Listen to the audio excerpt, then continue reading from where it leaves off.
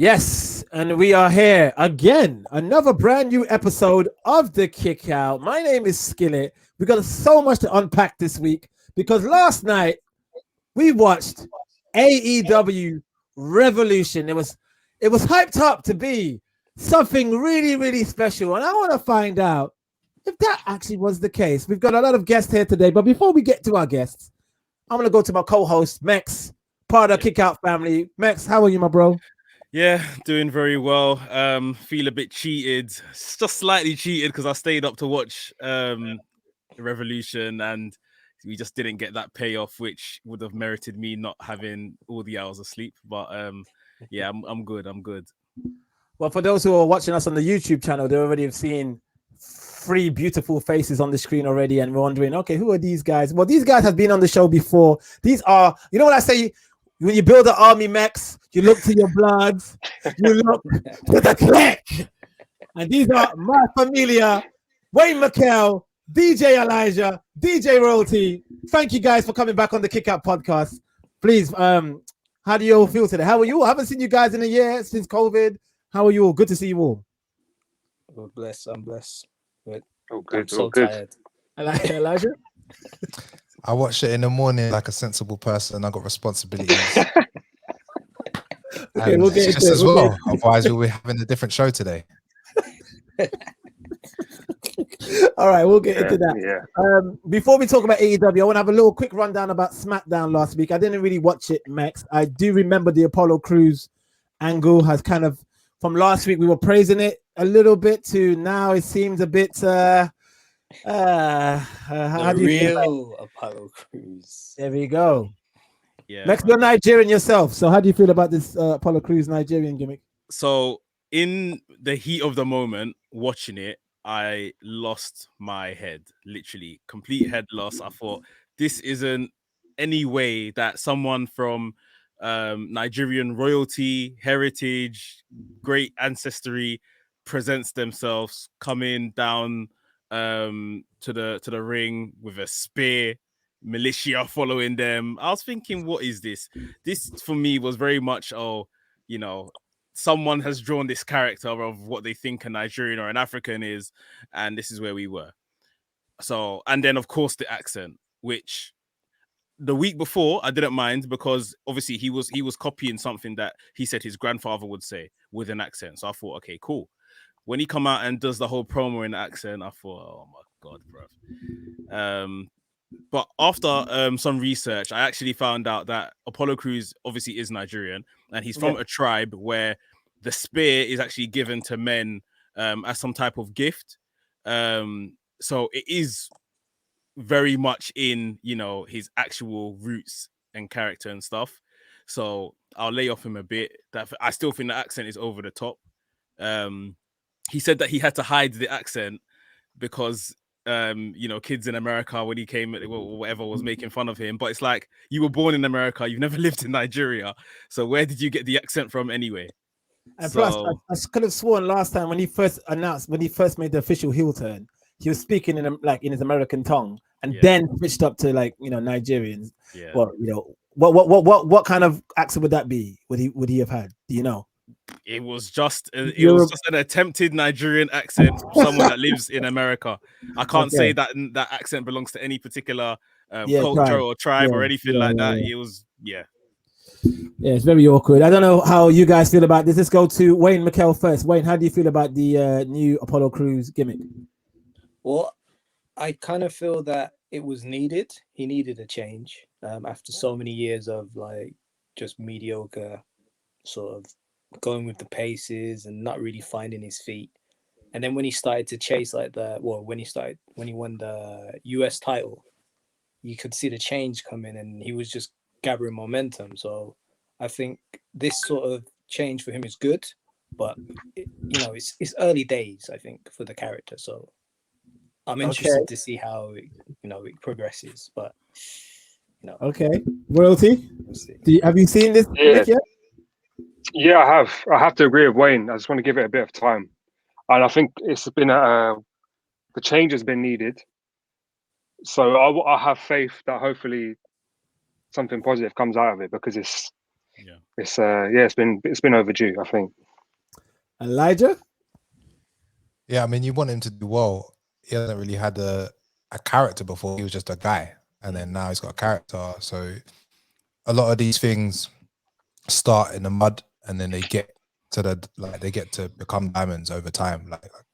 And 6 months down the line, ask me again, and hopefully we'll look back on this and be like, oh, okay, like that's where it started. That's jokes, but now it's actually hard. He's like one of the hardest guys on SmackDown. You know what? This is very positive outlook. I'm liking this because I would have thought this. I don't know. I just assumed you guys would have buried this, but you guys are saying no, give it time, which is the right answer, to be honest. Yeah, we should give it time before we bury anything. And anything else noteworthy from SmackDown? I know Jey Uso and Daniel Bryan had a main event, steel cage match. Yeah, stipulation being that if Daniel Bryan got the win over Jey Uso, he gets the Universal Championship match at Fastlane with Roman Reigns, which he won. Really good match. Earlier on in the card, we saw Bianca Belair beat Shayna Baszler, someone that she consistently lost to in NXT. She beat her relatively easy in a match on SmackDown on the 4th attempt of those two going at it. So good that she finally wins. Reginald's still at the center of this story, but seems to have been banished by Carmella and Sasha Banks now. So interesting where he's gonna land. I noticed Elijah was shaking his head. Elijah, what's your thoughts on this booking? It's one of those things like that doesn't need to be complicated. Like Bianca won the Royal Rumble. She should just be going for the title. All this tag team stuff and other storylines getting in the mix. Obviously, they have other events leading up to it, but it kind of complicates the journey and makes it convoluted and confusing. And the Shayna Baszler story is separate. It happened in a different promotion, effectively, and it hasn't been told on television. So it's even though she's beat her whatever 4 minutes or whatever it was, it's hard to grasp that whole bigger picture of story of it. You know what I'm saying? Yes, absolutely. And I'm going to actually go on to a question that we've gotten on Twitter by Nathan Stokes. So at Nathan Stokes 08, he says, guys, can you please talk about WWE stockpiling the talent and not using them? Prime examples, Andrade and Aleister Black. No one has seen them for months, and they were both incredible champions in NXT. Royalty. Yes. Do you miss the likes of Andrade and Black being on regular television? I think I miss having hope for new talent coming up from NXT. That's what I think I miss because it just seems that everyone is doomed. Andrade and Aleister were prime talent on NXT, and they were actually two where a future was foreseeable. I think you could see that the work that they did in NXT was good, but on the main roster, I feel like the possibilities were kind of endless with them. But it has ended. It seems like, where are they? I'm a bit confused because they gave Aleister the fade to black entrance that was only the Undertaker's, and they've gone from that to him just not being on the show at all. It's baffling. It's baffling. No, I totally agree with you, Wayne. Go on, Mekz. Go on. Sorry, I was just gonna add that if you guys remember back to the beginning of the so-called pandemic era, like these guys were all over TV like every week, especially Andrade with Zelina Vega US Championship, and it was Paul Heyman that was apparently booking Raw and trying to push these younger guys. That's when we saw Apollo Crews, with the US title as well, going after Bobby Lashley and all that kind of stuff. And as soon as they took Paul Heyman out of that role, and then obviously he eventually came back with Roman on SmackDown, you saw the likes of Andrade, he's just been gone since. Zelina Vega was obviously sacked for, all this third party stuff. And then obviously Aleister Black being her spouse hasn't been on TV since. So it's unfortunate, but yeah. I guess this is kind of like the same old now, isn't it? We've seen it for a few years now. Nakamura wasted. I fear what's going to happen to Adam Cole, Undisputed Era, if he ever gets called up. Finn was totally just thrown back to NXT. Bobby Roode nowhere. I know he's a tag team champion now, but you know what I mean. It's just not. There's none of these wrestlers are really getting any sort of day. Do you feel NXT works now? You know, you had the Charlottes, the Sasha Banks, you know, stuff like that where they became bona fide stars, but it's really few and far in between, isn't it? I think NXT is needed. I don't think it works at the moment, but it is needed because you have to have your talent develop. Like, give them a chance to, you know, wrestle amongst crowds and create their own storylines and build their characters. And at the moment, how NXT is, it kind of needs a revamp. It needs to change because if you look at me, I was a massive NXT fan. yeah. The last time I watched NXT was the last takeover, but before that it was months. I haven't watched NXT in ages properly. I haven't been devoted to NXT for a while. I watch AEW over NXT, so I don't know what's happening with NXT at the moment. But I think the issue is NXT's kind of forgotten its roots. Obviously, their developmental brand, they became big, they became popular. AEW came out, they then wanted to compete with AEW. You know, I had this conversation not too long ago with a friend, and the likes of Ricochet, that was obviously an established wrestler before he reached NXT, but he's moved onto the main roster now, and yet his promo ability hasn't been improved. So is NXT really developing anyone anymore? Yeah, that's the thing. Yeah, they've lost their sense, haven't they? All right, yeah. We'll leave this conversation for another time, but let's talk about the big show. Well, it's the big show. AEW Revolution. How did it start off, Mekz? Do you mind giving a little rundown on how the show went? So it was the buy-in, which is their pre-show. It started off with Britt Baker was meant to tag with her, I guess, number 2, Reba. And it came out that Reba was injured, so she couldn't take part. And her partner was now Maki Ito, one of the Joshi wrestlers that captured the hearts of quite a lot of people on social media during the AEW Women's Eliminator Tournament. So it's interesting to see AEW bring her in. So she tagged with Britt Baker against Thunder Rosa and Riho.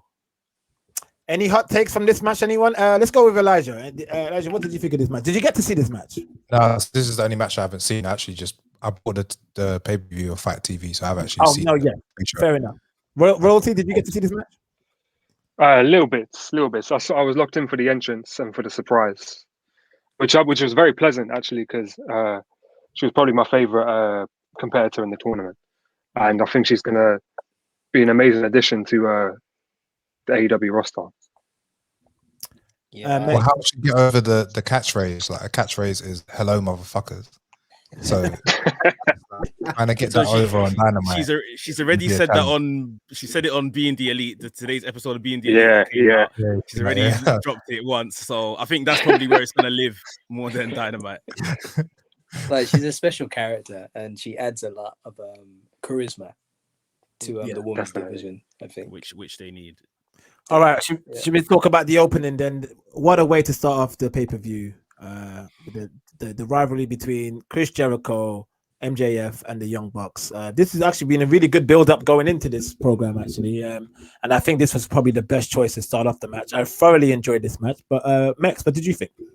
Yeah, I thought this match was really good. I think the build-up really picked up heat in the last 2 weeks, where we saw, obviously, the Young Bucks' dad get attacked and stuff like that. And then the Young Bucks kind of got their revenge on them last week when all the Inner Circle guys were in the ring. Typical kind of fast-paced PWG stuff that the Young Bucks do. Just a really good match. I think one thing that I was expecting from both sides was, obviously, Sammy Guevara's got beef with Inner Circle.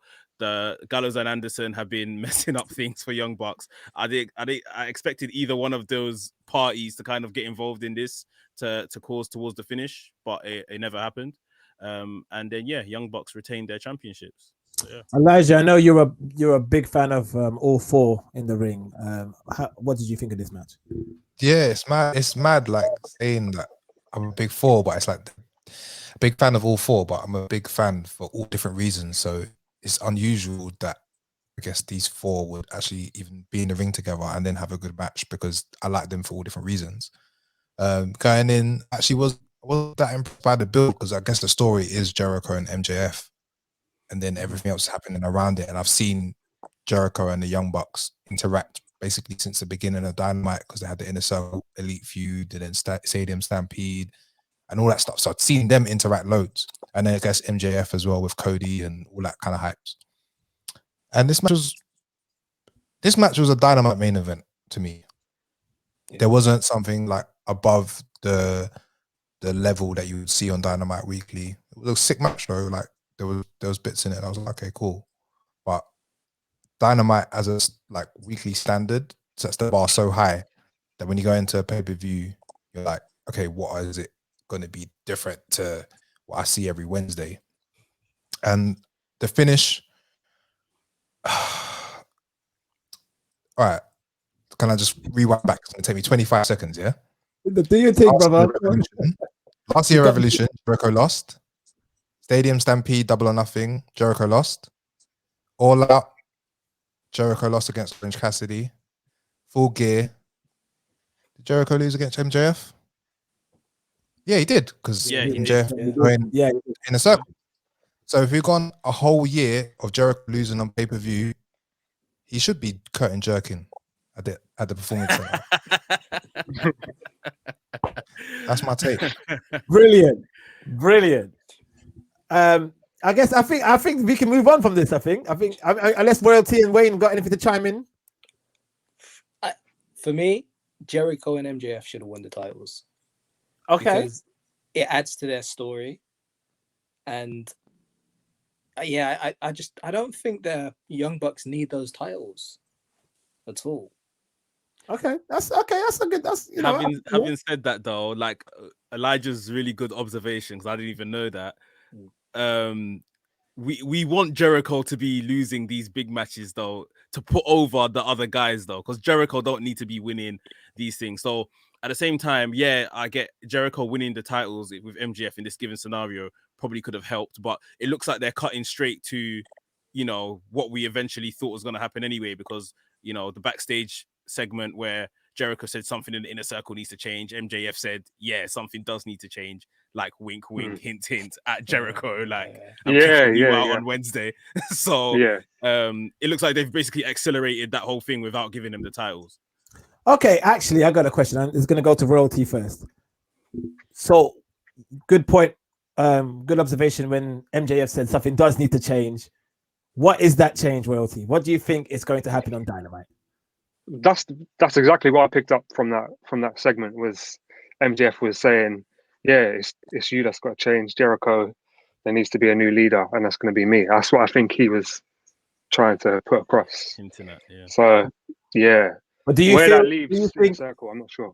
Do you think it's, which I agree with you, I think that's exactly what he was alluding at, but do you think it's going to be a case of him kicking out Jericho and getting somebody else to replace Jericho, or just MJF is going to be the leader from now on? I think his intent will be to become leader. Yes. But I'm not sure if he's actually going to be successful in doing that. I'm not sure if he will actually become the leader. Maybe he will leave and he'll end up with Sammy coming back, and then Inner Circle is back to normal and they're back together as they were. And MJF is now a singles competitor again. And maybe it'll be Sammy versus MJF, or MJF versus Jericho again. Probably not. I imagine it'll be Sammy and MJF. Okay. Possibly. Anybody has got any other takes on what might happen? Well, Jake was noticeably absent. Hager's been absent. He's been absent for some weeks now, hasn't he? He ain't been on Dynamite either for some time. I thought he was maybe training for Bellator or something. Yeah, they're leaving a lot. I think that was mentioned, actually. It's a Bellator, right? Okay. Okay. It was mentioned that he was training. I think Jake had a match previously in the commentary. It said he was training for another match. Mekz, can you please talk us through the Casino Battle Royal? Okay, so yeah, this is like, for those that don't know, like a bit of a Royal Rumble. Every 90 seconds, another tag team enters the match. But if one member of the tag team gets eliminated, the other one can still continue, until they're eliminated.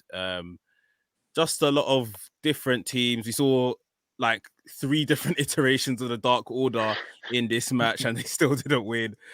Dustin Rhodes and QT Marshall, which had an interesting spot when QT Marshall eliminated the Gun Club, and obviously they're part of the Nightmare family. So Dustin Rhodes was saying to QT Marshall, "Why did you do that?" QT said, "Well, we want to win it." Dustin was telling him no. QT eliminated himself and left Dustin to it. Santana Ortiz were in there, came in relatively early. Unfortunately, didn't stay any longer. Matt and Mike Seidel were also in the match. We saw Jungle Boy and what is the dinosaur's name now? I've forgotten. Luchasaurus. And Luchasaurus there. And they were having basically the through story with the eventual winners, Phoenix and Pac, which I felt was kind of fairly obvious. They were like the biggest names in there that they were gonna be successful. But again, Jungle Boy continues to impress in these kind of situations. But yeah, Phoenix and Pac, particularly Phoenix on the night, was just so good. And yeah, they go on to meet Young Bucks, I think, in 2 weeks' time on Dynamite for the Tag Team Championships. For open question for everybody, right decision, Pac, Phoenix? Definitely. Thumbs up from Elijah. Wayne? Yeah. I don't know. Like, Pac and Phoenix as a tag team, I prefer them as single wrestlers. Okay. So I don't know if I can warm up to them as tag team. A tag team. But they've been in the faction for a little while now. Yeah. But as a tag team, I just can't. You prefer them as single? Yeah, as single wrestlers. Royalty, are you down with it? Yeah, I'm down. It's not what I expected, but I'm happy with them two being the number one contenders and seeing where it goes. I probably would have preferred Pac as a singles competitor, but I'm also kind of happy that is something that can still happen in the future. I mean, it's going to be an amazing match. It's going to be an outstanding match.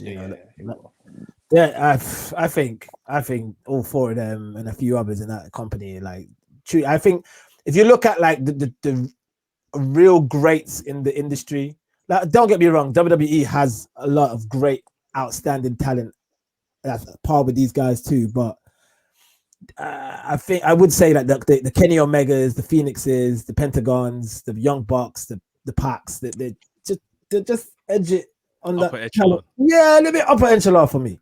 No, you know what I mean? But yeah. Do you think that it kind of neglects the one thing I will say? I think it's really good, but having 2, I know they're in a faction, but having 2 singles wrestlers be the tag team that wins the tag team elimination tournament rather than an actual tag team that's been working on Dark for the whole year or on Dynamite, it seems a little strange to me. But that's kind of been my argument in recent times for NXT's Dusty Classic. We often see a lot of 2 singles wrestlers that have been put together come and win like a tag tournament rather than an actual tag team that's been trying to do their thing for a minute. Just to reply to Wayne's comment about not liking these 2 together, I think we've got to get used to it, because by the sounds of it, we're going to get trios titles very soon on AEW when they start their second TNT show. And I think Death Triangle, Penta, Phoenix, and Pac are probably going to be maybe inaugural champions. Yeah, that's a good shout. What was the next match, Mekz? I don't remember. We had the women's championship match, Hikaru Shida versus Ryo Mizunami. I thought that this was the best wrestling match on the card, like just flat out wrestling, no gimmicks, no nothing. Personally, I actually missed this match. I'm gonna admit, I think I fell asleep during this match. But Wayne, do you agree? Was this the best wrestling match on the card? Well, I enjoyed it. It was it was the Japanese sort of style of wrestling. It was hard hitting, strong style, I guess, but very technical and a lot of back and forth. I really enjoyed it. It was a good match. Elijah? It's weird, like one of these matches that like kind of needed the crowd behind it to make it feel like more impactful. Like if you had the tournament 2 weeks ago and then you got Mizunami for 2 weeks on Dynamite and people understood what she was about a bit more, then I think it would have got over a bit better. And then at the end, there was like so many near falls that when it actually came, you're like, oh, it's finished. You know what I'm saying? So it's like the sequencing of the match was a bit weird, but it was actually like a good, like you said, it was probably like the best out and out kind of singles wrestling match on the show, definitely, man. But I'm a big fan of both of them, so like, Yeah, two that's what I outstanding. expected. And who picked up the win again, Mekz? Shida retained the title. Okay. Oh yeah. Okay. Cool. And what was next after this? What was the next match? We had Orange Cassidy and Chuck Taylor versus Miro and Kip Sabian. This match kind of started in the back where I think Orange Cassidy and Chuck Taylor were cutting a promo. Miro kind of interrupted and put Chuck Taylor through a window, if I remember correctly. Basically dragged him out to the ring. And this was really just, I think, a Miro showcase kind of match just to get him over, get him back looking like a beast, which he did. I think Penelope took a bump somewhere in this match towards the end, but Miro just kind of continued, put an accolade on Chuck Taylor, and he tapped out. Wasn't it against Cassidy? I could have sworn it was against Cassidy. Nah, I think it was Chuck Taylor. Yeah. Okay. All right. Right booking, right decision. They have to make Miro look like a monster, and I feel like it kind of backfired putting this angle on him debuting in AEW, but I think they're gonna rectify. I think they've rectified it now. I think he's gonna move away from this best friends stuff and just go ahead and hopefully become a strong singles competitor. Are you guys all happy that Miro is part of AEW? Let's go with Royalty. Are you happy to see Miro in AEW? Yeah. I'm not really happy with what I've seen so far. I think his time in the wedding segment was fun, and from what I've seen, it's decent. But it's just this. I haven't really enjoyed any of this storyline, to be honest. Yeah, it just kind of tuned me out. To go from one wedding gimmick to another, it's just it's storyline. Sorry. It's just it's strange. It's funny that on the WhatsApp, Elijah was pretty much spot on what was going to take place at on the AEW wedding storyline. Elijah, have some thoughts on that storyline and on Miro's booking so far. Yeah, so I called early that Orange Cassidy was going to cut the cake.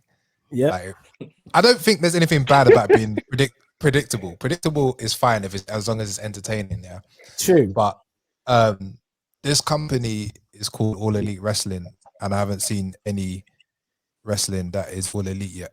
So when it gets there, then I'm going to be a fan, but it hasn't got there yet. I agree. And again, like it's like the Apollo Crews thing. It's like if this is the start of what it's going to be and where it's going, then fine, like I'm behind it. Yeah. But if this is where it's going to stay, then this is a dynamite match for me, like rather than a pay-per-view. What was next, Mekz? I'm trying to remember the card now. Next on the card was Hangman Page versus Matt Hardy, their big money match where I really enjoyed this match. I'm gonna lie to you guys. I didn't think this match was gonna impress me as much as it did. I don't when I see Matt Hardy in the ring, I just get a bit deflated. I'm not gonna lie to you guys. This is definitely the best wrestling match Matt Hardy has had since he's come to AEW. 100%. And it's like I was a bit like, oh man, I kind of want Matt to manage Private Party, kind of be there, kind of like the spokesperson. I kind of like them, all three of them together. I don't know why. For me, it works. For some reason, it does. I don't know why. Yeah. But so I kind of wanted Matt to kind of step back and just kind of push these guys. But obviously he got involved in this match. But you know what? The match was great. I ain't gonna lie to you. The match was great. I love the finish. The finish for me was outstanding. Wayne, what do you think of Hangman Page? And also, are you a fan of Hangman Page and Dark Order? This little weird thing that's going on between them as well. Are you a fan of that? I'm a fan of Hangman Page and Dark Order, definitely. I think the story, what they're building with them, like, is he going to join? Is he not going to join? Yeah, I think it's a good build-up for him. His character from being with like Kenny Omega and, the Elite, and then being, dashed out the Elite, and then Dark Order trying to, get him to join them, and he's like, I don't know if I want to join you and stuff like that. I think it's just building his character and making him more of a what did you call it, a baby face. Mhm. And I think it's working well. And if there were more like fans and audience in the crowd as well, I think it would just help his character more and more. Yeah, yeah, for sure. And I think the match yesterday was just it was a good match, I think, for him. Elijah, what was your thoughts on this match and Hangman Page and the Dark Order kind of storyline as well? Yeah, I like it. It's something to do in between, like chasing the title and the Dark Order, like necessary kind of babyface direction made sense. The Matt Hardy thing is weird because I feel like this is the best gimmick he's actually had for ages. It makes sense. People can understand it. If someone doesn't watch wrestling and I explained it in like 10 seconds, they would get it. But if I was trying to explain the previous iterations of Matt Hardy, it would just be it'd be too difficult. I'd be like, okay, I like, look, this guy is a con artist. He's worked in wrestling for 30 years. That's easy to understand. Like, and I kind of like that. It's just a straightforward concept. Hey, that's facts. What Elijah just said there, that's facts. That's facts. The right kind of winner. And it's funny because in the other promotion, they would have it so the babyface loses, so he's not got any money for months and make him look silly. But in this situation, it's like the babyface wins, heel has no money. It's like complete reverse psychology to what most wrestling fans would be used to. And again, same thing. Hardy, I think he'd won every match he's had on pay-per-view. It's time to take an L and to the right person. Yeah, good. That's good analysis. And Royalty, a few words before we go to the next match. Yeah, I think I was surprised with the outcome. I thought Matt Hardy was going to win. I do feel like now we're just back to square one again, and Hangman is not the leader yet. So it's just like, well, what's happening then? Because we've gone through that whole storyline, and it's still not solved. I feel like it is starting to drag a little bit. To me, it feels like it is dragging, and maybe that has to be resolved like soon, and we can actually get going with that side of things with the Dark Order, with Hangman as the primary member. I never thought the Dark Order could be a very plausible reason why Hangman Page could be a top babyface in the company. I never actually saw that. When they were pairing them together, I was a bit like, I'm not sure about this. But it seems like it's worth, like the loyalty storyline. They generally got love for him. It's like you kind of see like a camaraderie there. So it could probably work. They could probably push Hangman Page to be a top number one babyface in the company this time next year. I think I would actually just prefer him not to not be the leader actually, and just carry on. But I would just want them to resolve it. Just like no. I'm not saying leader. I'm not saying. By the way, I'm not saying. I'm not. By the way, I don't want him to be part of the Dark Order. But the fact that him and the Dark Order are actually friends could still be a good story they can write. You know what I mean? I don't think he fits Dark Order. I don't think he fits that all. But the fact that because he rejected them before, and now they're like they're helping him out. They keep being there for him, so he's got no choice but to embrace them. So if they're just kind of his weird friends, it could probably work. Thank you. See, Elijah's with me. Yeah, I'm down for that, man. I'm down for that. It's not a world title kind of level gimmick still. And it's I'm trying to think of like a similar comparison, like Mick Foley. I don't know, there is Foley and Rock. I was gonna say Rock and Foley because Rock is a super serious character, where Mick Foley was just he's someone he couldn't shake, but he respects him, he's friends with him, sort of thing. So even if it's just a backstage thing, it's just like, look, I'm going out there. This is the serious one. This is the big world title thing. Bam, let's do the thing. We got it back just make sure that no one else is gonna mangle this, and that's it. Like, I think overall on the show, there's always like run-ins and all this kind of stuff. It's like you need to tone that down. There's so many guys that need to kind of have a moment that when there's serious matches happening, like having a moment where you have proper professional wrestling matches with one person other corner. That's it. Yeah, and absolutely. Knowing that you ain't gonna get a run in, man. For those that don't watch Being the Elite, so basically what has happened now, because obviously this match was for the quarter money that's been made between January to March of whoever lost the match. So obviously Hangman's got all of Matt Hardy's P's now. the Dark Order guys, John Silver, they found his wallet, they found his card, and they've started spending Hangman's money because he's got so much of it. Alex Reynolds bought Hangman Page barrels of whiskey. John Silver bought loads of condoms because, yeah. And number 10, Vance, Preston Vance, he bought loads of cocaine. So now it's I think Hangman is saying that, well, when he was given the money, he donated it all. So basically now they've spent money which Hangman doesn't have. So Hangman's now in debt. Okay. So that's where they're going with it. Hangman's now overdrawn on his account. So yeah, I guess we'll see how that develops on Beating the Elite. Okay, because you know when I watch Being the Elite, I just see it as, oh, these are like little comedy sketches. I didn't actually think they actually tie in with the story. I didn't really think that. So okay. Yeah. What was next? Was it the brass ring match? Was that next? Yeah. So the face of the Revolution ladder match for the future TNT Championship, which obviously, yes, it was a brass ring. Some have called it a donut. Some has called it a Sonic the Hedgehog. Sonic the Hedgehog ring hanging over. And you know what? I think before we get into the match, I think I said this to you, Skillit, last week.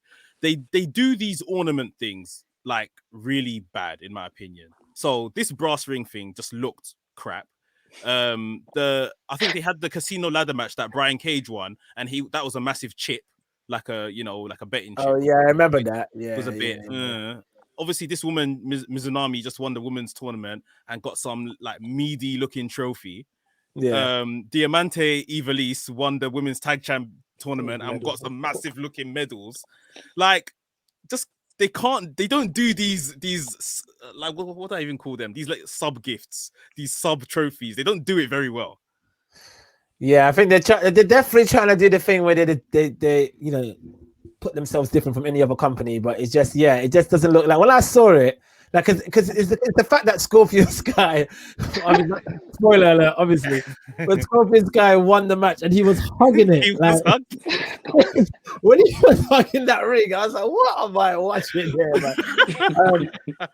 Right Talent won, but let's go to Elijah first because Elijah was like me. We were both shaking our heads when this match brought up. Elijah, please tell me your thoughts on this match, please. Okay, like the battle royal. Yeah, I hate matches where you have to do something that's not what the championship is about to win the match. So, like the tag team battle royal, you don't win tag team matches by throwing someone over the top rope. So you shouldn't get a tag team championship opportunity based on the ability to throw someone on the top rope. That's dumb. That's like challenging Liverpool for the Premier League title with penalties or with kick-ups. It doesn't make any sense. Like as a sport, as a sporting venture. I hate that. I'm just always gonna like fight that as an idea. And then I saw what the brass ring looked like, and I thought, I'm just gonna let this. I'm gonna let it slide. And I always think, like, I watch a lot of wrestling by myself, but I always think if I had to explain this to someone else, why that exists and why it's called a brass ring and why this person's going to grab it, and it would just be like too complicated and convoluted. So already you lost me. And then all the spots in the match, there were so many opportunities. Hold on, we even rewind the surprise. So the whole premise of this show is, and wrestling in general is, anything can happen. Anything can happen. Oh, tune in. Anything can happen. A few times with AEW and their shows, they promise something. Sometimes it delivers, sometimes it doesn't. When they could just do it. People are watching, or if they don't watch, they can find out.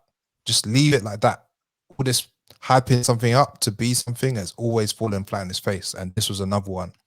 Nothing against Ethan Page, but all the possibilities that it could have been, I think people would see that as an underwhelming competitor. And then he didn't win. On top of that, they did the same thing with Matt Sydal in the ladder match at All Out, I think it was.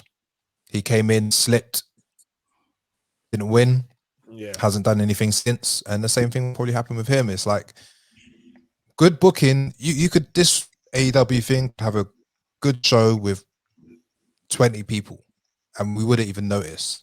They've probably got 60 people now, and it feels like that's the cop out of actually just booking the show properly. Yeah. So to me, like I'd already checked out when I saw the next competitor because it didn't really matter who won. I knew they were going to face Darby on Wednesday. I was like, they probably won't win, and it's just something to fill time. And Ethan Page, the new one of the new signings of AEW. Last time he was in TNA, I believe it was like January, maybe, or maybe December. I can't remember. Not for me. I mean, not a bad talent at all, but nothing that's going to get me excited to watch AEW week in, week out. Wayne, do you know much about Ethan Page? I only know from what I saw yesterday. Right, there you go. And what about you, Royalty? Yeah, I've seen his name constantly, maybe for the last 2 or 3 years, but I've never seen any of his work, unfortunately. Yeah. So it was a surprise, but the wrong kind of surprise for me. You know what? Like Elijah said, I personally wouldn't bring in someone to debut in like a losing effort sort of thing. Yeah. For if he was not going, and not even just lose, he didn't really have a significant part to play in this match. It's not like he came close. He wasn't like the person that Scorpio Sky pushed off the ladder. They might as well have just given Rob Van Dam a check. Everyone pops because it's Rob Van Dam, although he's 50 years old and he can lose. You see what I mean? Like, and we never see him again. One thing though, other than that kind of frustrated me about this match is this Cody Rhodes. Like, a lot of people have compared him early doors to Triple H in just terms of like being self-indulgent and all that kind of stuff, like always putting himself over. And obviously this is called Face of the Revolution, and Cody Rhodes was all over this match. Even when he was injured, cameras were on him. We could see him when he went into the tunnel, but didn't quite go into the tunnel so that we could still see him. Came back into the match like he was the last person that Scorpio Sky had to push down before he grabbed it. Like, I'm a Triple H guy, right? And I'm not having the Triple H slander whilst Cody Rhodes is running riot on AEW doing Triple H stuff. Yeah, you're right. Like, let's be honest. Absolutely. That's a good call. Scorpio Sky winning, though. That was the right decision, right? No. Elijah said no. Said no, Wayne. They did that. I think they did that because they saw that Bobby Lashley won the WWE Championship and they needed to sort of match them with, I personally would have booked Lance Archer to win it. I feel like Lance Archer's been doing great work. Dusty should have won it. Yeah. The problem is, if Lance Archer wins, he's facing Darby Allin on Wednesday, and he has to beat Darby Allin. Let's be honest. And I don't think they're ready to do that. So it's going to be interesting to see what they do with Scorpio Sky and Darby. But yeah, same like what Wayne said. In the last week, there's been a lot said since Bobby Lashley won the title about representation or the lack of it in AEW at the top level anyway. And it's kind of convenient that, Scorpio Sky comes out of nowhere on Wednesday because he hasn't been on TV in ages. And then on Sunday, he wins a number one contenders match for the TNT Championship. So, okay. How will you feel if he loses on Wednesday then? Like, this is the thing, like they book themselves into corners all the time because he hasn't been on the show for months. Then he gets put into the match without qualifying, then wins. Like, so he has to win the title now. Like, he has to win it, otherwise it looks silly. Like, this is what would have made sense. When is the title? When is he supposed to cash in this ring thing? Wednesday. This week. Against Omega? Wednesday, No, Darby. TNT title. It's for the TNT title. Yeah. All right, so this is what I would do, even though it's kind of WWE style booking. But he has a match with Darby. They have a full-blown 10, 15-minute match. But Taz's team still has unfinished business. They come in, attack Darby, but also attack Scorpio. And Sting comes to make the save, and you do a 3-on-3 match the week afterwards. That's very WWE. And Scorpio joins the Sting faction. That's very WWE. And you put the paint on the Scorpio. Because Sting's got the Scorpion in the back, and now you're right. You do all that. You do all the Vince stuff. No, so Scorpio stinging. Yeah, is that what you're saying? Yeah, that's what I'm saying. Okay, look, that would work if the Darby Sting Team Taz thing hadn't started at the start of December. We are in March. It's going to be hostile. Like, I'm over that. Like, we'll get to that match in a minute, but we Hey, have you to know move what? on. He's so right. He's so right. Yeah, you're We- right. we- X that idea. Yeah, forget that. Idea. Yeah, You're right. we're in different tax here. I'm saying we're definitely in a different tax here, my bro. Mekz, what was next again, my friend? So it was the Sting and Darby Allin versus Brian Cage. Oh and no, Ricky Starks no. street fight. No. Wasn't Oh, there an you're talking announcement? about Wasn't there okay. an announcement?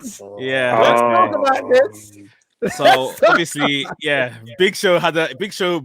Paul White earlier on in the night had the backstage interview where he said that he's looking forward to blah blah blah, the person coming, and that they're going to outwork everybody. Cool. They done a countdown. The countdown got to 0.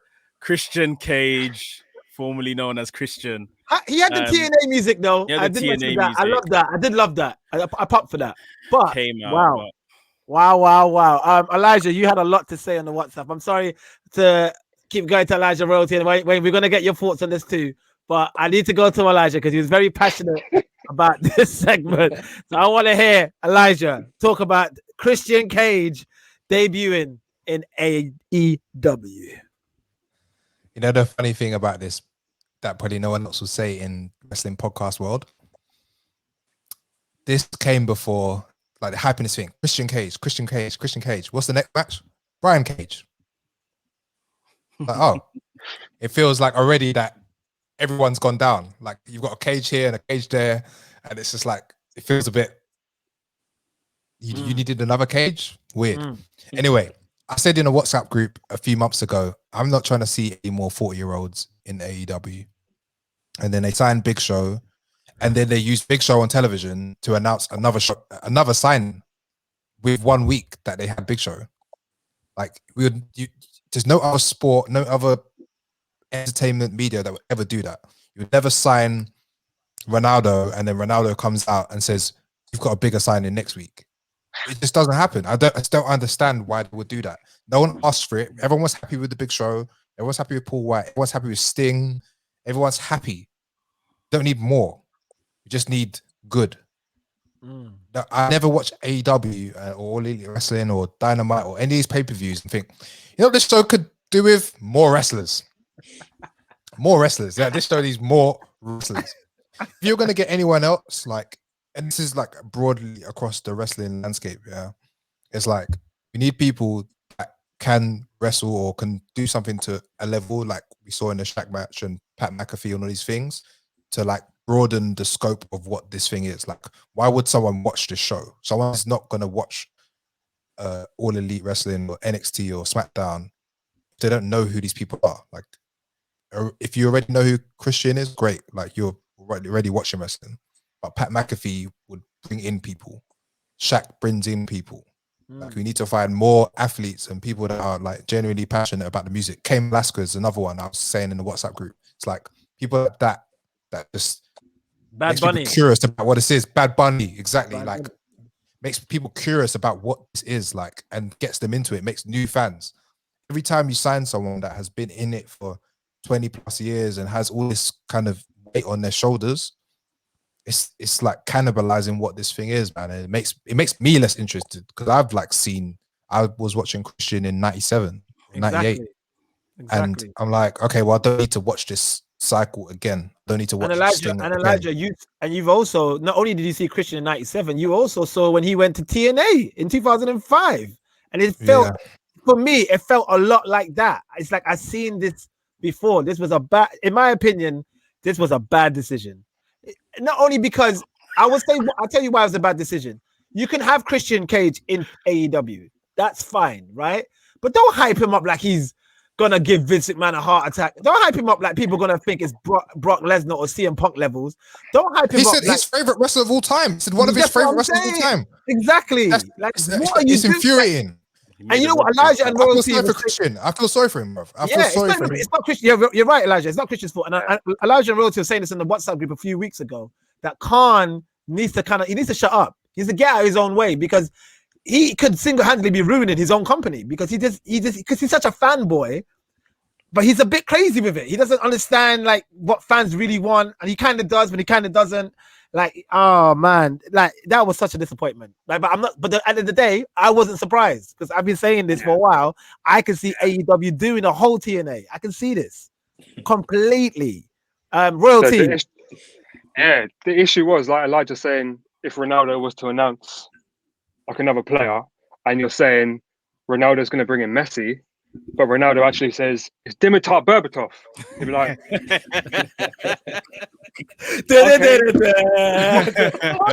all right, he's good.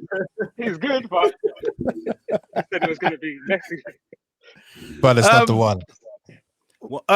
We have a question here from Lola Frills, aka Jason Allen, who says, "Was the new signing a letdown?" I think we're all in agreement. It was. Wayne, yeah. It was for me. It was awful. Like I wanted to see a top tier, Hall of Famer-esque guy. Not saying Christian won't be a Hall of Famer, he already is, but it was just a letdown for me. It was really bad. And we have another tweet from Gigi, Mekz, Gigi, Gigi on Wrestling. Big up, Gigi. Do you guys consider Christian as a Hall of Fame worthy talent? And this is going to be a question that I want everybody to answer. Okay, so I will start with Mekz first. Yeah, he's a Hall of Fame worthy talent. He will never, especially now, he will never headline a Hall of Fame class. But to go into the Hall of Fame 1 year, yeah, why not? Wayne. I agree. I think he is a Hall of Famer. Look at his tag team record and his IC title and I guess world championship title run. Yeah, he deserves it. He deserves it. Royalty.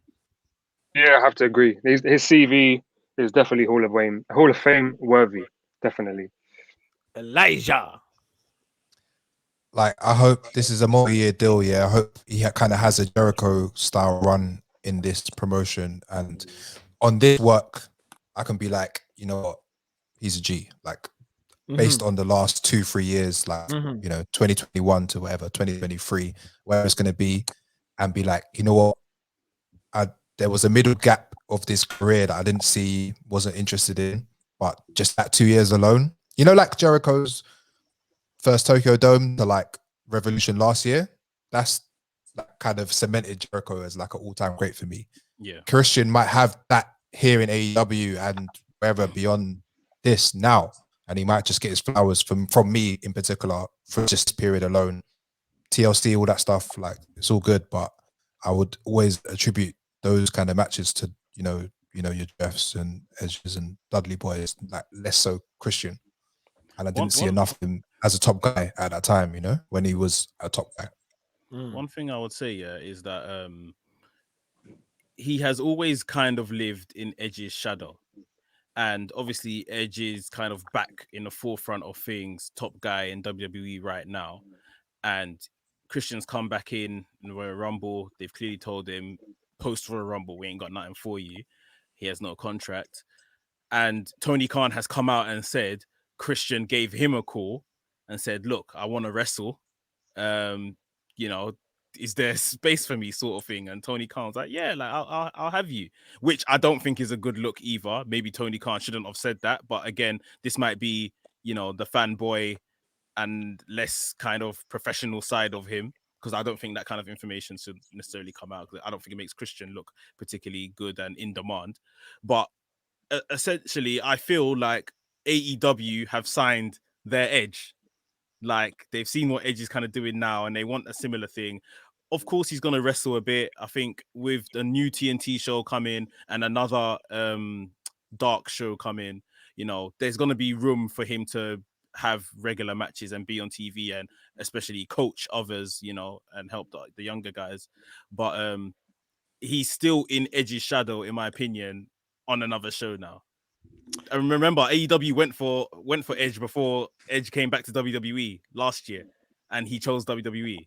So, I mean, I personally feel Christian is definitely a Hall of Fame talent. IC champ multiple times, European champ, tag team champs with Edge like countless times. NWA TNA champion. Definitely a Hall of Fame talent. We're not going to talk about that ECW run that he had in 06. We're not going to talk about that, or whatever that was, 011, 010, whatever that was. We're not going to talk about that. But do you think, I think Elijah is right that he could definitely solidify something now with AEW because I think there's a bit of a debate in the air. And now he could probably end all debates and say, no, he's a straight up Hall of Famer, guaranteed. But do you think that Vince would induct him in the Hall of Fame as a solo competitor or as Edge and Christian? Edge and Christian. Yeah. Royalty. That's a very good point. I think, it seems like Edge and Christian would have been the direction. I think so too. And I don't want to say that because I think Christian's worthy of a solo run as a Hall of Fame, but I just don't think Vince sees it that way. Vince McMahon is petty, regardless. Like we can't disregard that. You see what I mean? So when he comes back, you're like, yeah, you're in the Hall of Fame with Edge. China might not be in for certain reasons, but when DX went in, they put a little picture up of China at the same time. You see what I mean? Like he knows how to give people their flowers in an indirect, backwards way, sort of thing. Yeah. So, yeah. Elijah, Edge and Christian or Edge solo? I mean, sorry, Christian solo. If Vince were to put Edge and Christian in the Hall of Fame, he would have done an Edge and Christian run in this run now. Like, there's enough time between Mania and Royal Rumble, so they could have done up to Elimination Chamber or Fastlane or whatever it's going to be, and had that moment Roman Reigns and Jey Uso versus Edge and Christian, one-off, proper rating, something. But creative had nothing for him, so what can I say? Yeah. Okay. The Hall of Fame time ago as well, bro. If Christian was gonna go in, he should have probably been in by now. Let's be honest. Yeah. All right, so Christian is now All Elite. We'll see what happens with the booking of Christian going forward. I'm assuming it will be a main event spot type booking, because I feel like if he was going to get a TNT type booking, he probably would have been in that ladder match. Am I right? No, maybe I'm it's wrong. not going to be. It's not going to be in the main event, man. No. Okay. No. All right. I wouldn't actually be surprised if he does, though. Yeah, I think they're going to try and book him like Edge. Yeah, it could be Edge and Christian at the top of each promotion. Exactly. I wouldn't be surprised, man. I wouldn't be surprised. Like the golden lovers. Yeah, exactly. They're calling Christian the instant classic Christian Cage. Can anyone name a 5-star match that Christian has had? He had a fantastic match with Rob Van Dam in 2003 Monday Night Raw. My bro, that does not answer the question. A classic, instant classic, 5-star match. This is why it's not Hall of Famer to me. But that's another. Okay, yeah, you mean as in a solo, in a solo way? Yeah, you see, like when you say Hall of Fame and then you list off what someone won.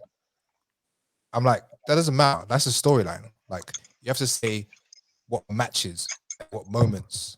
Like, you can't say they're a European champion. Okay, well, who were the matches with? Or who was the feud? Right. Like, what was like? You have to say this person is the GOAT because this match, this feud, that feud carried the promotion at that time. Not the props or whatever. Like, it doesn't matter. Some people weren't champion at all and still the best.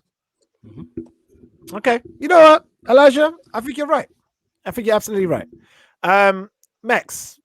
Yes, the Stinger match, Darby Allin versus Team Taz, Brian Cage, and what was Brian Cage tag team partner? Ricky Starks. Oh, I love Ricky Starks, by the way. I think he's gonna be a star. He's gonna be a star. That guy's gonna be a star.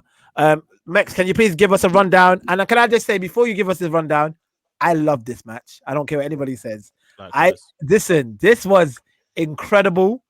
And for me, the better cinematic match between the Taker AJ Styles, this one takes the cake for me. So please, Mekz, give us a rundown of what happens in this match. Yeah, likewise. I think this is probably one of the best cinematic matches we've had during this period. It was set in a warehouse. Also, just let me say, Darby Allin apparently has had 90% his hands on making this production, putting it together. Wow. So Wow. he's been into film studies. We see a lot of his vignettes aired during the show, which he makes himself. So he obviously worked with the AEW guys to put this together, and yeah, it came out brilliantly. They had it in the warehouse, and there was like different levels to it and all of this kind of stuff, and we saw lots of like, I guess, special effects with Sting throwing bats through windows, like way up in the ceiling. Ricky Starks, I think Ricky Starks and Brian Cage looked unbelievable. This is the way to lose, if in my opinion. Like Team Taz didn't lose anything in losing this match because they looked really, really strong. Brian Cage dragging Darby Allin from pillar to post, throwing him around for like the entire match. We saw Will Hobbs get involved, Powerhouse Hobbs. We saw Hook, Taz's son, get involved. These guys, there was like a big bump that Darby took, putting Cage through like some like roofed area from like a coffin drop. Sting got the win over Starks by giving him Scorpion Death Drop, for the win. Never thought that Sting would be having probably one of the matches of the night on a pay-per-view at this age, but yeah, I thought this was really, really good. Royalty, some of your takes from this match, please, that you enjoyed. Yeah, I really enjoyed the whole setup. There was some really good shots. There was like one shot where Starks and Sting were in the ring, and then the camera like panned across the whole. Oh, I love that. I love set. that. So good. That was so sick. That sequence is so sick. The set, the one thing I couldn't shake is the set reminded me of the intro to Raw is War from the 90s. Yeah, it did. Like it looked like they were just in that. I thought the whole match was really good. And it's nice to see Sting be able to perform in this way as well. You know what? I'm so glad you said that, Royalty, because all I was thinking when I was watching this, man, I was like, WWE really dropped the ball, because you could have. This is what Sting was asking them to do. He's like, Undertaker. Yeah, he was like, you don't need to have me in the ring. We could do a cinematic match, me and Taker. And the way Sting was moving in that match, it could have worked. Yeah. They didn't need to. He didn't need to take 1,000 suplexes, 1,000 German suplexes. He was just telling the story, and I guess he had the playground to do it. The bat thrown through the window, and we all knew, okay, that bat's going to get used in like 10 minutes. Let's wait to see that happen.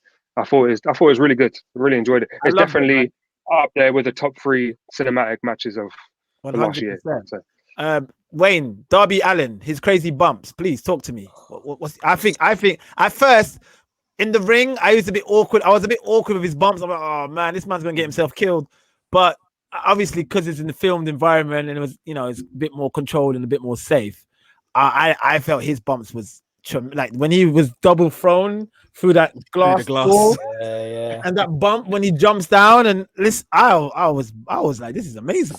That bump in particular, where he ended Brian Cage, how that looked was just outstanding, very cinematic, Proper. just beautiful. It was a beautiful shot, and it just looked amazing. And for him to take bumps like this and still come out with a winning get up, and he's an amazing talent. Darby Allin is amazing talent. Elijah, what did you think of this cinematic masterpiece? I'm just going to keep it short and sweet, but something you won't see in any other match ever is Brian Cage with Darby Allin in the suplex position, walking up the stairs. That was amazing. I was gone. I was like, what the hell am I watching? What I loved about this match was Tony Schiavone's reaction to everything. Well, because Tony Schiavone's been he's very singular in his wrestling viewing. He's like, if he's not particularly involved in that, in that company, he won't really watch anything else. So he's like, he knows a lot about WCW. He doesn't know much about WWE, even though he worked for WWE at a certain time. He doesn't remember like the highlights of WWE stuff. So I don't think he saw the cinematic match between Taker and AJ. I doubt he's seen that. So, but when the bit that you mentioned, Royalty, when the camera pans forward. I heard Shivani say, "This is incredible, isn't it? This is incredible." Like, he was shocked. He was so shocked at what he was seeing. That's But it old was. man appreciation. It was, and I'm so surprised it was. I didn't think it would be as good as it was. This was incredible. So big up to AEW for that. More of that, and the please. future star Hook as well, man. Like Hook's amazing. I mean, Hook, Hook's sick, man. Don't worry about. See, like I'm complaining about the over 40s, but like these men have got under 25s that you're gonna have like Jungle Boy, MJF, Hook. I think Sammy's maybe above 25, but these man, if they're going for as long as Jericho's and Christians, you might have like 20 years out of a Hook in one promotion. It's kind of crazy, like when you think about that. Like top flight as well, like 20 and 22, I think as well. Mad. How old is Hobbs? Is he young? Who? Powerhouse Hobbs. He's probably in his late 20s, but I think it's his late 20s. He's still a talent to look for as well. Yeah, okay. Yeah. They're killing it, man. Yeah, you're right. They're killing it. All right. Is it time, Mekz?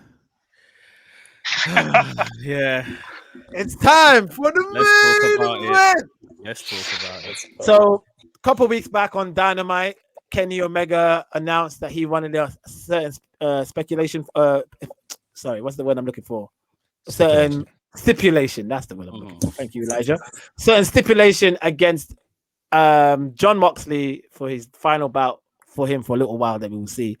And it was one of those barbed wire death matches that we used to see in FMW and Michinoku Pro back in the 90s. Elijah, do you remember vividly when you used to come round to mine and we would watch that I think it was called, what was it called? Wrestle Botch? It wasn't Wrestle Botch. Yes. It was like something like that with the mad injuries. Something like that. I can't remember the name of the title. It had a mass transit incident on there. It had Sabu versus Terry Funk barbed wire match. We had a cassette tape where we just watched crazy matches and bumps and accidents. There was like moments where Perry sat and did like a moonsault back in ECW and he landed on his head and he split his head open. And just crazy stuff. One way where he came off the ropes. Remember? When he came off the ropes, and he nearly broke that. I think he broke JT Smith's back. He broke his back. Yeah, he went straight through him. It was just that, and obviously a lot of those barbed wire death matches were on those tapes. So Elijah and I used to see this stuff, and we never really liked it. Really, we laughed and whatever, but it was like we could never go back and watch it again. It was too much for me. But 2021, haven't seen it since the 90s. I guess a clever way to book a new match in a new year, and a lot of matches that people wouldn't see in America and the UK, or you know what I mean, all around the world, apart from Japan. So I was a bit conflicted about this because I didn't know how they were going to do it. But yes, it did definitely have my interest. Mekz, can you please run down this match for us and we'll all dissect it? Yeah, so AEW World Championship match, exploding barbed wire death match. Moxley going up against the champion Kenny Omega. Match started with obviously both men really trying to avoid the sharp barbed wire, kind of doing tests of strength around it, and trying not to be the first to go into it. Of course, Moxley was the first to go into the barbed wire. And then we saw the explosions and stuff, and he got busted open pretty early. I remember particularly one part where Kenny Omega then got pushed into it on his back. I think on his front, he got pushed into it. He bounced back off the barbed wire. Yes. Moxley drop kicked him back into the barbed wire. So the explosions went off on 2 occasions there. It was very violent. We saw a paradigm shift from the apron onto a large bed of barbed wire, complete with like pyro under it as well, which obviously all kind of blew up. And for those that don't know, this match, the whole ring was supposed to blow up at the 30-minute mark of the match. So the match had to basically end before 30 minutes. We saw Gallows and Anderson come down and get involved. Obviously, that's Omega's boys. They gave Omega, I think, at one point a bat that had a explosion in it as well, which they used on Moxley, which was pretty crazy. One, I think, really well thought out spot was Omega giving his one winged angel, which no one kicks out of. He gave it to Dean Ambrose. He gave it to Moxley, and Moxley, knowing that he ain't gonna kick out of this, so to speak, he puts his foot against the rope or the barbed wire, which caused the explosion, which caused Kenny Omega to release him from the pin, which I thought was Very really good booking, good. though. That was genius. That was Very, smart. very good, very good. A spot of the year so far. Yeah, Yeah. that was so smart and well done. And I think the finish as well, the one winged angel onto the chair, the open chair, not just a chair on the floor, looked nasty, but Moxley took it like a champ and obviously got pinned for the win. Do you want me to continue into the shenanigans post match? Yeah. Let's go. So the match ended with on like 24 minutes. So like I said, 30 minutes was the detonation of the ring. Match ended on 24 minutes. The assault on Moxley continued by the Good Brothers and Kenny Omega, with about a minute or so to spare, maybe about 40 seconds, in fact. Eddie Kingston and his family, Butcher and Blade, came out to stop these guys from completely killing off Moxley. Moxley at this point was handcuffed. His old friend Eddie Kingston gets into the ring to try to uncuff him from the handcuffs, realizes that, you know, I'm not going to be able to do this, has a glance back at the timer, which is literally on like 2 seconds now. He sacrifices himself for his old friend, puts his whole body over Moxley, head down, and the most unimpressive explosion happens. We see like sparklers coming out of the 4 ring posts. We see a bit of smoke, a bit of like loud bangs. I've spoken to some friends that were actually in Daly's place. They said the bangs were actually pretty loud, but obviously even for them as audience, live audience, and obviously for us that watched it on TV, this didn't look impressive at all. Like, this was not an explosion worthy of writing somebody off TV for a day or two, let alone, you know, 3-6 months, whatever this is, how long this was meant to be. So yeah, a bit of an underwhelming ending to what was a really good, not overly violent, but a good level of violent match. But yeah. So if you look at examples from Michinoku Pro and FMW with like the Onita matches with like the Great Sasuke or Terry Funk, or you will see what they were trying to replicate there with the explosion ending. Those are like really visually stunning explosions in the ring that it's like you could really see, okay, wow, these people really got hurt, or these people could really be taken out here. It was very underwhelming. It's such a shame because you can see that afterwards, Eddie Kingston was laid on the ground like a bomb blew up. And like, it was just so embarrassing. But let's go to Elijah again. I'm sorry, I just want to. I said this is going to be Elijah's pipe bomb moment. Elijah, can let's go to you. Let's go to you first. What did you think? I kind of called this. The ending, you know, my predictions, I said Omega winning after Moxley being handcuffed to the ring and it blowing up at the 30 minutes mark, which was close enough. Like, they brought out the handcuffs, but it's all just too late. Like, it should have finished at the 29-minute mark and had the panic at the end. Like, we have to get the one-wing angel on him, have to get it through. There was no urgency. There was like this beatdown happening for what? And then it took so long for Eddie Kingston to come out and protect him. It was killed the whole energy of the match. Like, the explosion didn't even bother me at the end. It was just like the 6 minutes that passed leading up to the explosion was like, it deflated me. Like, the air already left me. I was like, oh, okay, well, he's lost the match. Like, who cares? Like, I don't even care if they beat him up. And if the ring had exploded, then it doesn't mean that the feud's ended. I didn't feel like they concluded the story in a way that we're not going to see Kenny and Moxley interacting anymore. And again, it's like the same thing with the Sting and Darby thing and the Miro and Cassidy and all that stuff. It's like, I like when things are drawn, the line is drawn. It's like, okay, I don't want to see this anymore. But now the explosion happens or didn't happen. Now this feud must continue. My least favorite sentence in wrestling. This feud must continue. And it's a shame because the match was good. The actual wrestling match was like, it was a great match. 100%. It was a fantastic match. Royalty, your takeaways? Yeah, I feel so bad for them. I feel so bad for everyone involved in that segment. I'm I'm a big advocate for Eddie Kingston, and I was so surprised to see him come out at the end. And I was like, this is perfect. This is perfect. Like, I was really in tune with that part. I'm like, okay, Eddie's had like a change of heart. He's gonna save his old friend or whatever. And then we saw Gilbert's entrance happen in the ring. Gilbert. Yeah, it was so unfortunate. I don't think Eddie or John deserve that.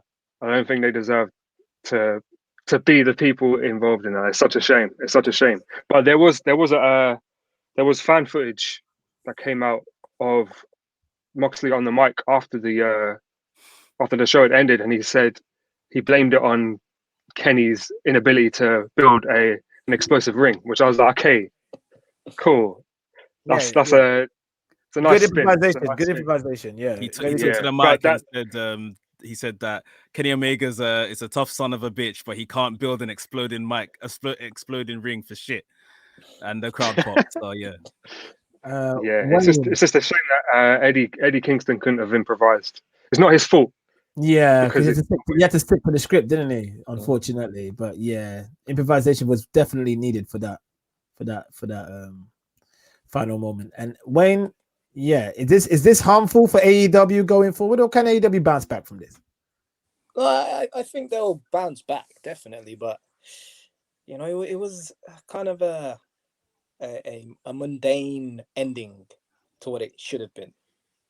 Because and everything like that. Because AEW has been doing great. I'm gonna lie, they've been doing great booking recently. I've thoroughly enjoyed that Dynamite before this pay-per-view. There's been really high on momentum. The merger with NJPW, everything just seemed, just stepping up every time. They're just making all these great, smart decisions.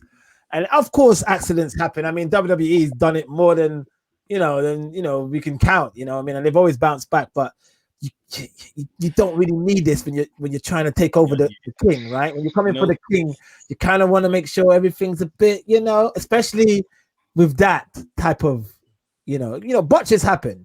Yeah. But with that one, that was a real bad botch. But people that don't like AEW have now got fuel for their fire. Like, they've got ammunition, excuse the pun, but it's all there now for them. And I don't blame, like, Eddie Kingston. People are saying, he's overselling. We all saw nothing happen. But let's be honest, his head was down. He was covering Moxley. Yeah. He was down. So, and if it was as loud as they thought for them that were in the ring, then they might have actually thought something happened.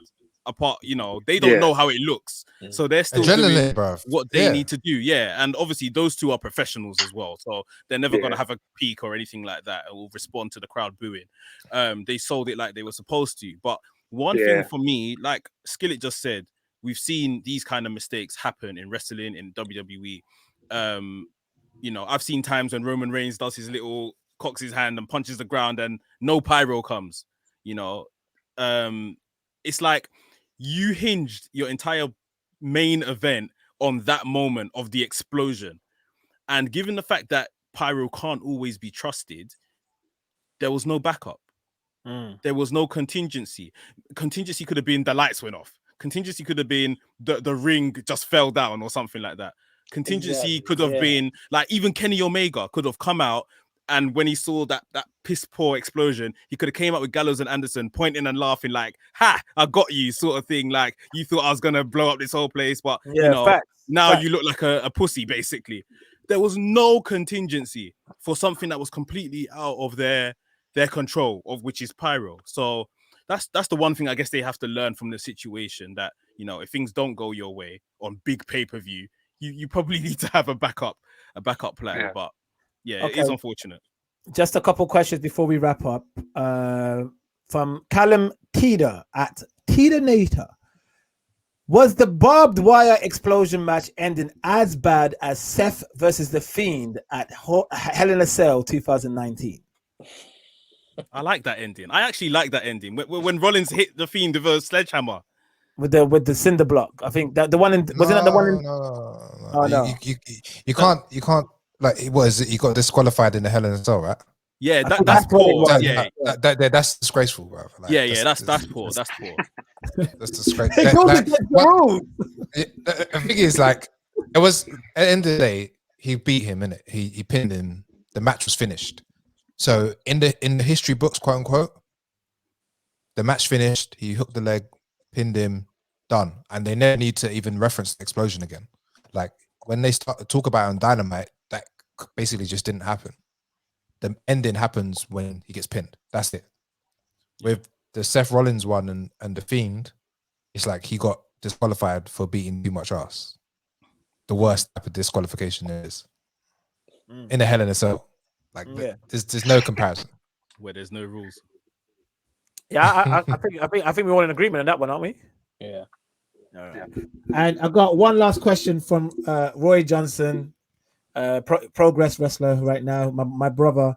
He said, if someone held a gun to your head and asked you to draw a wrestler for someone else to guess who it is, who would you draw and why? I'm going to start off with Wayne McKell. I'd probably draw The Undertaker. Okay. And why? Everybody knows who The Undertaker is. So easily recognizable. Easy recognizable. You can easily know how to draw him off the top of your head. You don't have to really worry about certain things. Yeah. Because, you know, I've watched him all my life. Yeah. So, that's a good answer. I'll get away with that. Mekz, who would you draw and why? Same sort of reasons. I probably draw The Rock, people's eyebrow pose. Like I think people should be able to pick that up. Royalty. For some reason, the Ultimate Warrior came into my head. I feel like that logo with the face paint kind of shape is kind of synonymous with old school wrestling, and I feel like that's a lot of people's only reference to wrestling that I don't watch it is that kind of era or late 90s. So maybe Ultimate Warrior, I think. That's a good answer. I like that. Elijah? Big Show, because I could just draw the shape. I'd be like, just a massive person on a paper. Like, and they'd be like, oh, like, who could that be? And then you could write Big Show in his shirt. When we used to have that back in the day, No more BS. No more BS. I would probably draw Macho Man Randy Savage or somebody that stands out, you know what I mean? Or Rey Mysterio. That'd probably be my two choices. Yeah. Listen, well, thank you guys for joining. This is great to have you guys back on the show. We're gonna have you on more. The overall pay-per-view, man. Like we gotta give it like an out of 10 or something, man. Thank you, Elijah. All right, let's go around the room and yes, you're right. Thank you very, very much, Elijah. Let's rate AEW Revolution out of 10, and we'll go with Royalty first. Okay. I feel like I'm going to give it a 7.5, and it would have been an 8.5, 9 if outcomes went a bit differently. I think not just the explosion, but just outcomes of matches. It could have been in the 8 and 9 kind of tier, but I think 7.5 is out of 10 is what I'm rating it. I think. Wayne.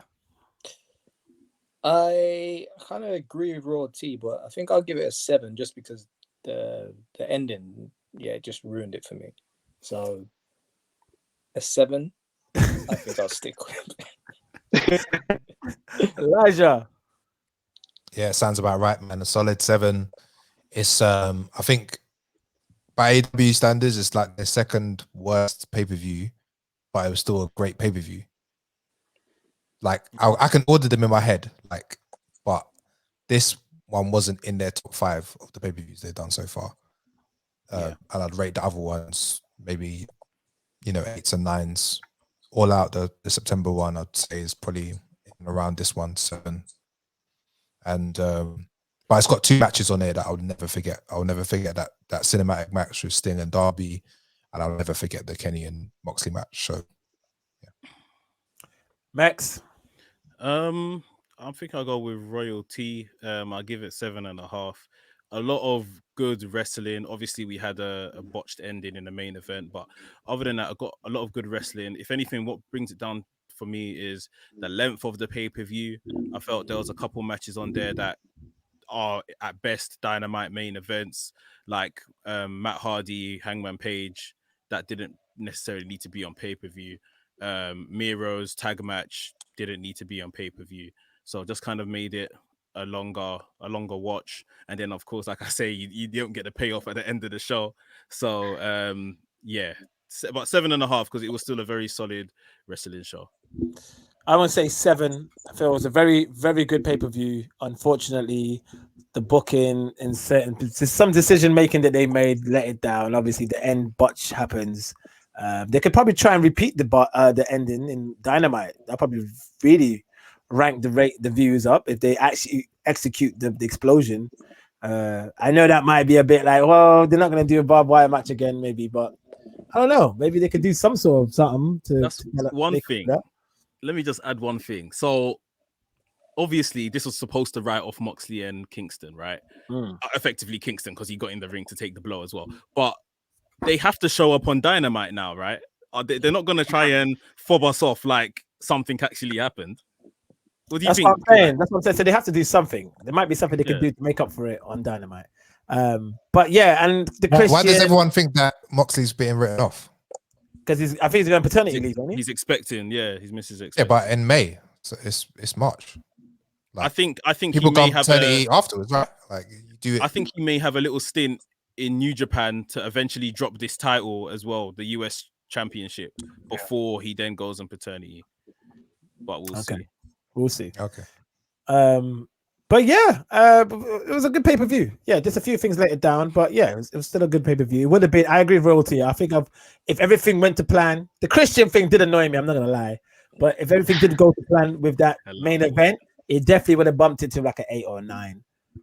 Yeah, maybe 8.5. But unfortunately, I'm gonna give it a 7. But yeah, that was our AEW review of Revolution. We'll look forward to see what happens in Dynamite. We are going to get you guys back on quite regularly if you guys don't mind, because we're going to split the Kick Out podcast with certain hosts that kind of are dedicated to WWE brand, and where you guys are also a dedicated AEW brand. We'll kind of get you guys to, if you guys don't mind. I haven't spoken to you. Of course. I'm just declaring this live on air. I haven't even spoken to you guys about your schedules or nothing. That's giving I'm hoping. You mean I've actually got to watch wrestling? Yeah, because you got the family. I'm hoping you guys wouldn't mind helping us out and being part of the show regularly to talk about. Trying to get that brass ring for about 5 years. I want that career is not something for me.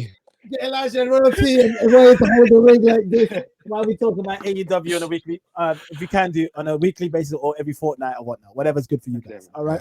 But yes, please. Can you give the listeners who are listening right now your socials? We'll go from Wayne. Wayne, where can they find you on the social media? Social media, Twitter, Instagram, Wayne McKell. Just Wayne McKell. Just Wayne McKell. And how do you spell McKell for people who might spell it wrong? Meckel. Thank you very much. DJ Royalty. My social media tags are at Royalty Music. That's ROYALT Music. Elijah. Don't follow, man, innit? Well, perfect. Okay. That's Skillit signing out. Mekz, do you want to give your WrestleManiac a plug? Your channel? Yeah, WrestleManiac UK on YouTube, Instagram, Twitter, all of them places. And the listeners are growing each week, so we want to thank you guys for that. Please keep following and subscribing, and tell your friends all about the Kick Out podcast. We are out. Thank you guys.